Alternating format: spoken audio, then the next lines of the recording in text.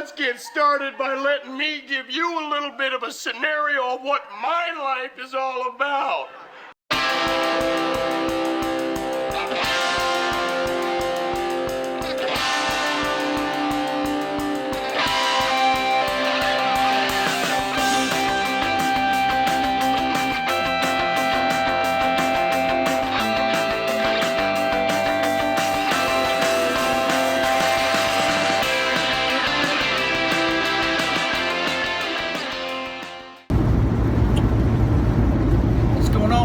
Drifters, Sandy Sage, driving down the highway 85 to Painted Rock Petroglyphs.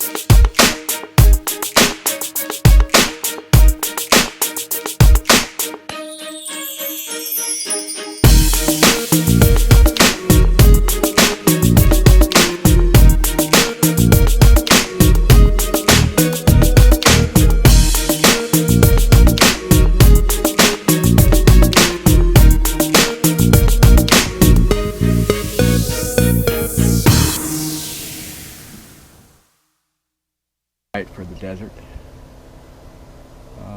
Van TV. Painted Rock, Petroglyph Park. Breakfast time. Cowboy style. Drifter.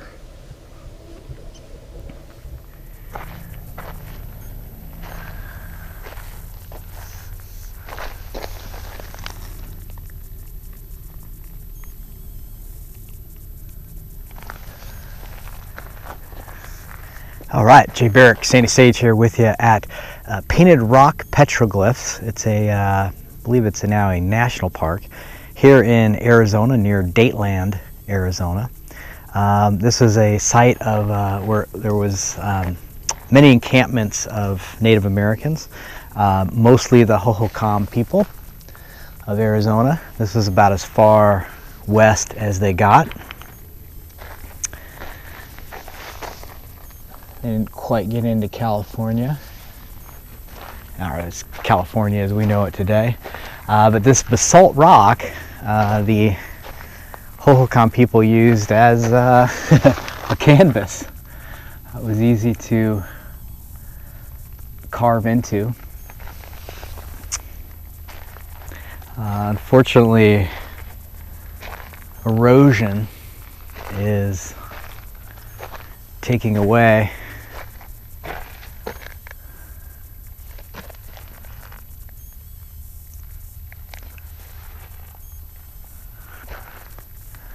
from the original artist's view.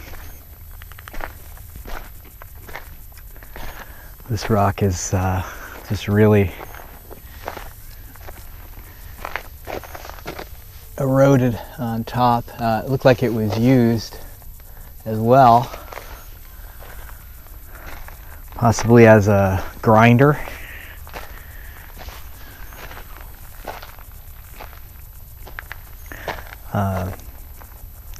We'll get some rocks up here. I think they're in a little better shape, but I'm seeing some patterns, and that is animals, people, and circles are what the Hohokam were drawing here.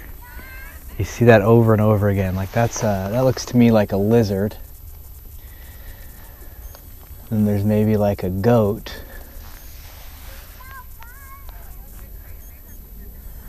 And then you see these circular patterns, which could be the sun, right? I suppose.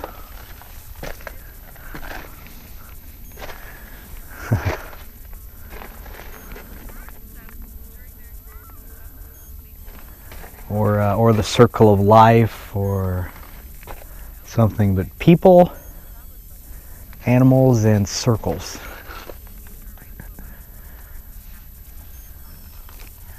I think it's interesting to, as I climb up here, I think it's interesting to go back in time to early man, well before the Industrial Revolution.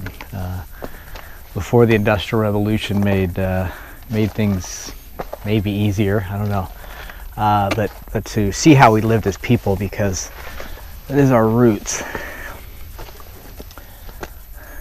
Yeah, there's a good example there. What looks to me like a lizard, possibly a snake, and then that circular pattern, which I think may represent the sun to the Hohokam. Let me give you a panorama here. You can see the rocks.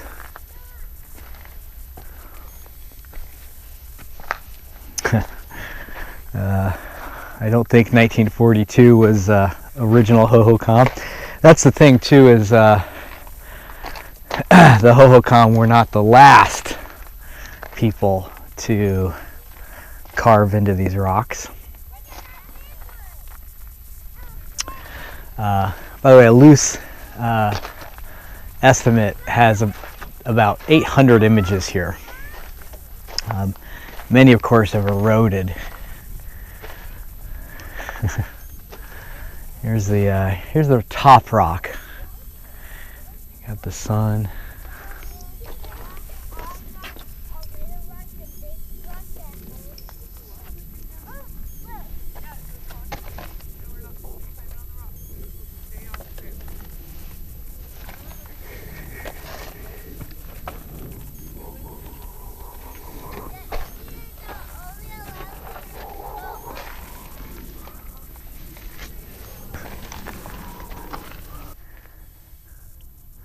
All right.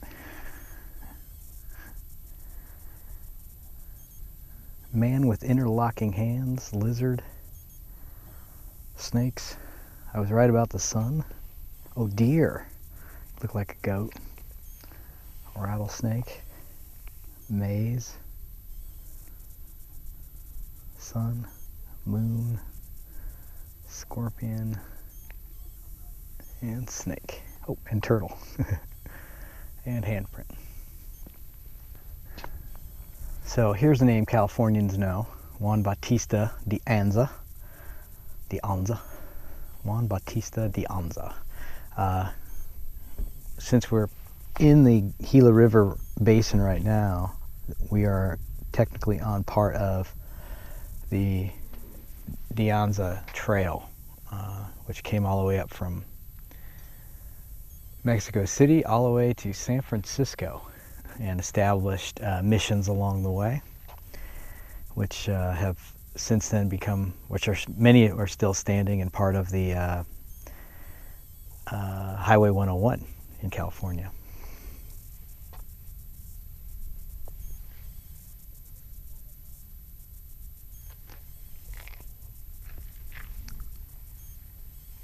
All right, so here's what I've learned. The Butterfield Trail was essentially a road that was used to get from St. Louis or Memphis through Oklahoma, Texas, New Mexico, Arizona, California, and up to San Francisco. So it took you 23 days by stagecoach. Here's your stagecoach. You got 9 passengers in there. The low-slung Butterfield Celerity fared better in rough mountain and desert country than the better-known high-bodied Concorde stagecoach.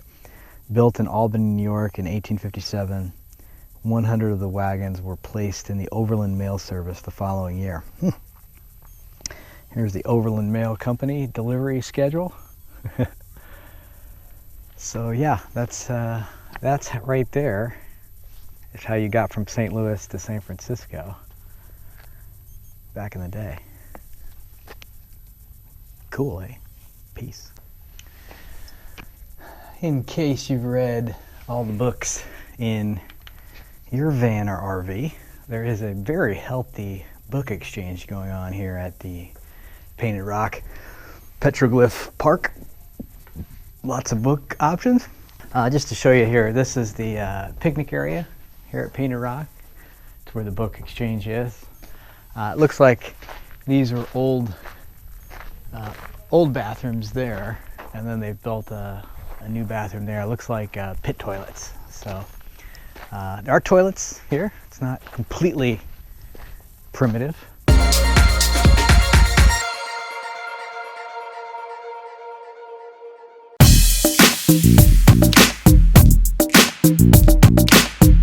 For Douglas Adams fans,